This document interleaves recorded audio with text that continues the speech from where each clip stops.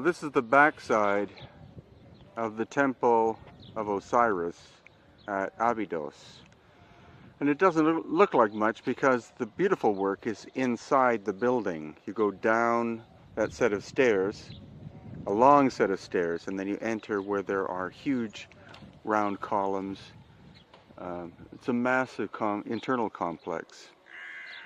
But what's intriguing and stupefies a lot of people is that below the surface is where you find the megalithic.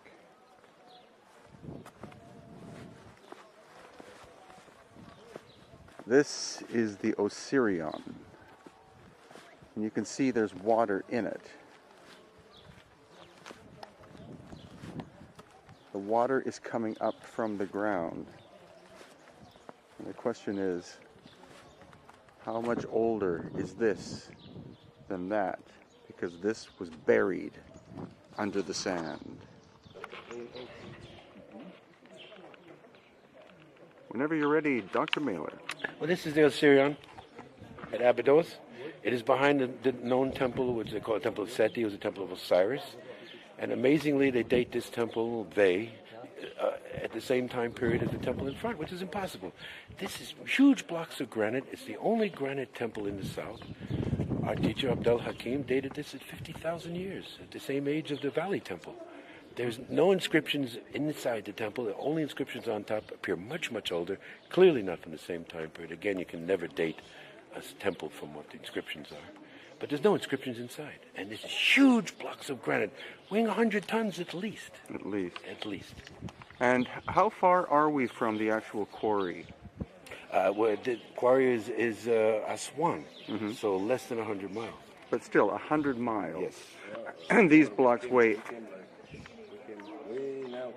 Oh, north. We're further than Luxor. Iowa. It's probably 200 miles. Oh, 200 miles. 200 miles, because he's, as Yusuf just said, we're north of Luxor. Exactly. I was contemplating from Luxor. Okay, but some of these blocks are 100 tons is a good estimate of the size. Yes, 200 tons. Okay. Papa would say 200 tons here. Look at this major block right over here. Yeah.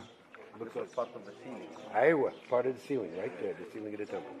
And was it? Writings on the other side over there was made by the grandson of Seti. Ah, okay. That's right. And was it at one time buried completely? Yeah. Before the high dam. Oh, The high before dam the is high what's dam. ruined this. Before the high dam, you could go down into the rooms, and Yusuf and Patricia have posted pictures on the Kemet site that they have been down in there when the water's down. It's an incredible experience to go in these chambers. I've been waiting for years. I'll keep coming back until I can get in there. Get in there.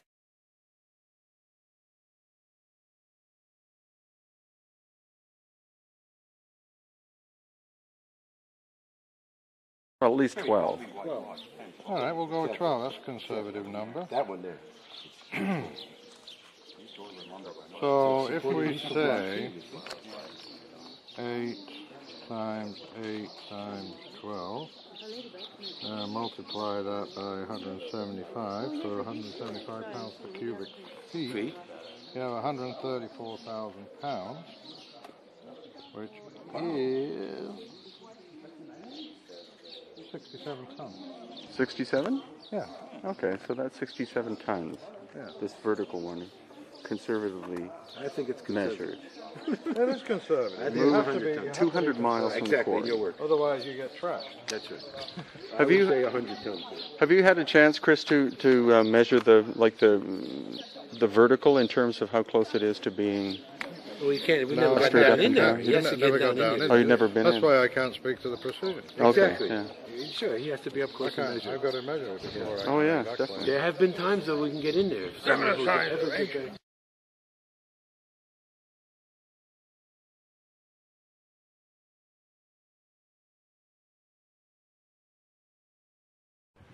So this is the present level of the desert, and this is the Temple of Osiris in the background. The beautiful work is down inside of it. The staircase drops down into it. Giant columns and things. Very beautiful, but again, what you're looking at is the horizon, and what's incredible is this, which is under the horizon. This is the Osirion. Whereas the temple of Osiris is made out of limestone, which is reasonably soft material. This is made out of granite, red granite from Aswan. So it had to be moved about 200 miles, each block, to its present location.